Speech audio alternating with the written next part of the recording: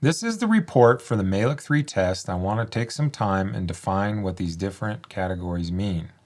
It's important to define your sample ID early, have it make sense, and stick with it over time. If you're constantly changing your sample ID, it's going to be really hard to look back in time and make sense of your long-term data. Having the sample location can be helpful, but it's not necessary or always really needed. But at least pick a good sample ID and stick with that over time.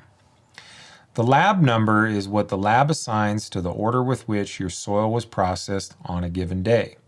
If you ever have any questions or need to rerun a test, you'll need to know the lab number and the date with which your test was performed on, and then the lab can very quickly find your soil and process it.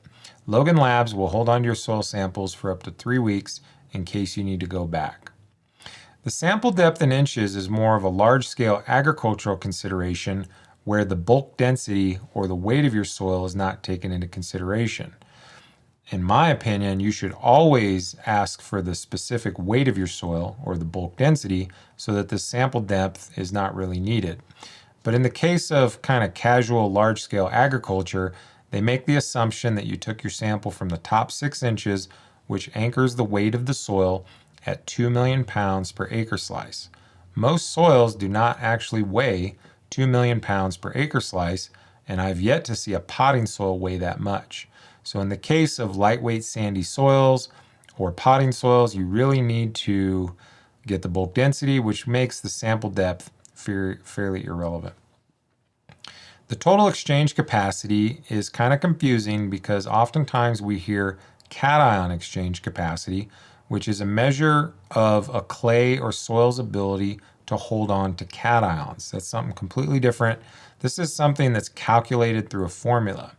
Basically, the quantity for calcium, magnesium, potassium, and sodium are added up, they're put through a formula, and it spits out a number.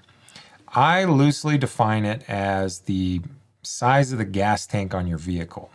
It's not as specific as we can be with other calculations, but it's a good general quick look at how much mineral nutrition do I have in this soil. The pH of the soil is pretty self-explanatory. It's just the pH. And because I'm a biology guy first and foremost, I'm a little bit more forgiving on the pH considerations compared to other agronomists or definitely people that do calculating for soil chemistry. But if you're truly incorporating the biological system, as long as your pH is between 6 and 7, that system will function as intended. Now, pH is just a comparison of things that are positively charged and things that are negatively charged. So sulfur and phosphorus are negatively charged. Calcium, magnesium, potassium, and sodium are positively charged. The more positively charged items you have compared to your negatively charged minerals, you're going to have a higher pH soil. Pretty much every single time where we've balanced the cations to the anions, or vice versa, the pH ends up in a desirable range. The organic matter is extremely important for long-term trending of your soil, especially in high production greenhouse crops where engineered potting soils are used, because there is a significant decrease in yield once organic matter drops below a certain point. In the case of native soils, a significant yield increase comes when organic matter is increased. So it's something that you want to keep an eye on over time. Is your management practices destroying organic matter, or are your management practices increasing organic matter? So you're going to want to keep that in line. Sulfur and phosphorus are pretty straightforward. It measures the anions sulfur and phosphorus. Calcium, magnesium, potassium, and sodium, same thing. I think the lab is trying to be helpful with this desired value, but it's really just confusing to farmers, so I ignore that. When the lab defines the desired value, it has to do with the exchange capacity, and I don't think it really is like a desirable target. It's just kind of a number, and so just to be honest, I ignore that. What you're interested in is the value found. This dark gray stripe is likely to be the most important part of this Mehlich 3 soil test, which was the original intention from Dr. Albrecht, who defined this test back in the day. Basically what he did was he took clay and soil and put it into a centrifuge and spun it for weeks on end until all of the particles were separated of sand, silt, and clay, and then further separation of the minerals from the clay itself. He says in his textbooks that what he ended up with was a clear, Vaseline-like substance that was the clay that was completely absent of any mineral nutrition. Then he started to very strategically add specific quantities of calcium, magnesium, potassium, and sodium to that clay colloid in order to build it up to define some of the mathematics that's involved with this calculation. Long story short, the relationship between calcium, magnesium, potassium, and sodium determines everything about a soil, from porosity to water infiltration rates, for the ability of roots to penetrate that soil, compaction, tilth. All that has to do with the opposing forces of calcium, magnesium, potassium, and sodium. I've also noticed that it has significant impacts on the uptake of minerals, and when these ratios are out of balance, the plants will look just in rougher shape. So I tend to look at this dark gray stripe first compared to these other elements and minerals and contents is what is the balance of the soil and what am I actually looking at? Down here we've got all the trace minerals, and as we'll go over in different videos, there's different targets and anchors for all of those. The two nitrogen values are reported in ammonium and nitrate, and we're going to combine those two values to get our total nitrogen content. Estimated nitrogen release per acre. This is more of a consideration for large-scale ag when they're trying to consider maybe a compost source or some sort of other organic large-scale amendment to try to figure out how much nitrogen it's going to contribute.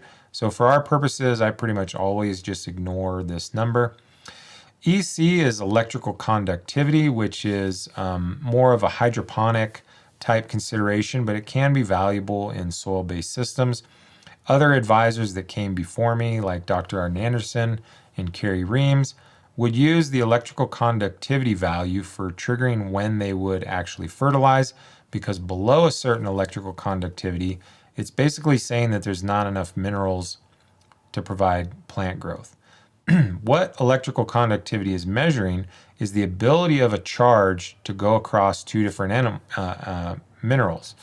And the more minerals you have in that soil, the closer they're going to be together and the easier that charge is going to jump. So kind of in a real casual description, the more mineral you have, you should have a higher electrical conductivity. Well, if you also have a lot of sodium, you're also going to have high conductivity. So it's not just real cut and dry, and there's other factors that you need to keep in mind. I would believe that the bulk density is the most important value on this test because it anchors the weight of your soil. If we're talking about parts per millions or milligrams per kilograms or pounds per acre, these are all weight by weight considerations. Without knowing the weight of the soil, you are not going to be able to calculate accurately how to affect that soil with a given soil amendment. So I would say that the bulk density is likely the most important value on this entire test, because without it, this data is nonsense, right? And we're only interested in good data, actionable data, reliable data. If you like that video and you'd like to learn more about managing mineral chemistry for living soil systems, we're getting ready to launch our 2024 Soil Balancing Masterclass series. In 2024, we're going to have 4 sessions.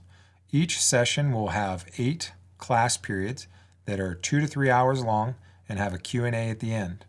I'll cover some material live and then we'll discuss it, and I record the Q&A and I upload it for your reviewing and listening into the future. We made a change at the end of last year to where we're allowing a continuous learning environment, and so if you join any masterclass, you can continue to join that same masterclass into the future as often as you want. So we're going to do 4 main masterclass sessions this year, and then in between the sessions, we'll meet at least once a month in between those times. So again, that's starting February 2nd, April 12th, June 28th, and September 13th. Head on over to the website, click the apply, and we'll see you in the next masterclass session.